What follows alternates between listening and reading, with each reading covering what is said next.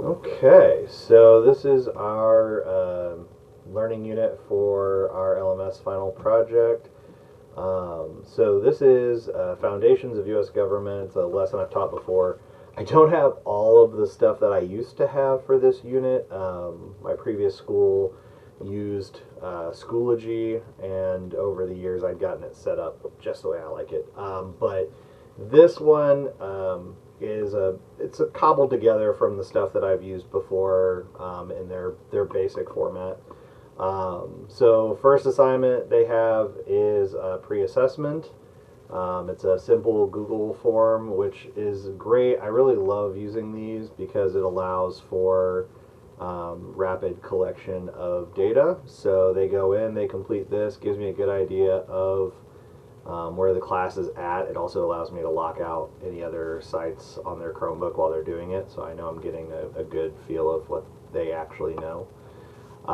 And then each section is broken down by its learning objective, and so we go over the learning objective each day. So like lesson objective 1, then we go into the lesson on lesson objective 1, and then they have a formative assessment, which we do in class because it's a PDF, so it's easier to do on paper. But I do make it available on the Google Classroom just so students are missing class that day, or they go home and they lose their papers. They have the ability to print it out and do it at home. Objective 2, we have a video followed by a discussion. We then do the reading on the Federalist Papers. And then we have our second formative assessment, which I still do not have in there. I need to find it again. It's in a lot of old files on an external hard drive that I have. Then we go into lesson objective 3. I really love this one because they get to go to iCivics and play a game. iCivics has a lot of really cool stuff that they get to do. But the Road to the Constitution games are really fun, and they enjoy those. And then the reflection that they do afterwards is always real fun too. Then they do their Major Clash Compromise assignment, which is another iCivics one.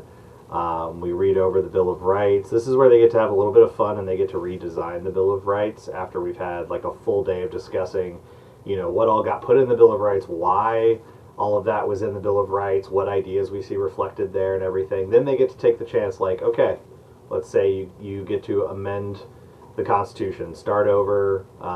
What 10 amendments do you think are the most important that we should put in there? We always get some silly ones in there, but we get some really well thought out ones in there as well that I really enjoy looking over when they're done with that.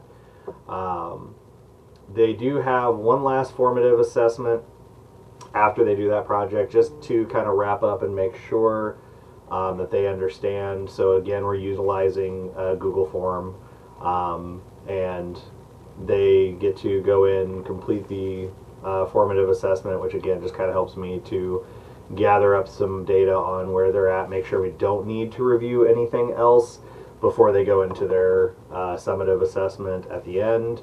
If there's anything that we need to go over again, we have a chance to do that before we get to their essay. So I did use the same essay that we used, or that I provided earlier in the semester.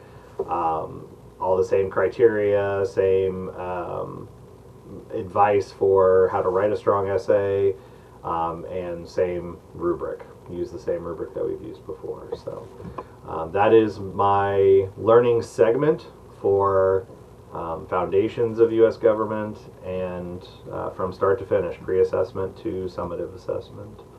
All right, thanks.